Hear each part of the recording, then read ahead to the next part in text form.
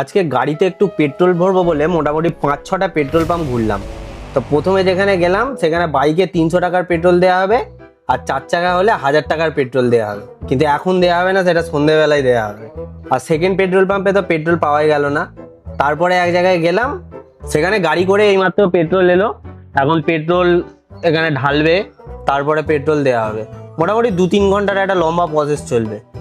তো সেই জন্য আরো অন্য একটু পেট্রোল পাম্পে গিয়ে দেখতে গেলাম। তো এখানে তো কপি কল দিয়ে পেট্রোল পাম্প পুরো তুলে নিয়েই চলে গেছে মনে হচ্ছে।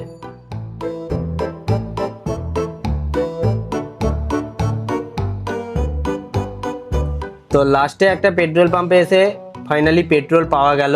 তো লম্বা একটা লাইন দিতে হলো, মোটামুটি 2 ঘন্টা সময় লাগলো আমাদের। তারপরে পেট্রোল নিয়ে এখন বেরিয়ে যাচ্ছি।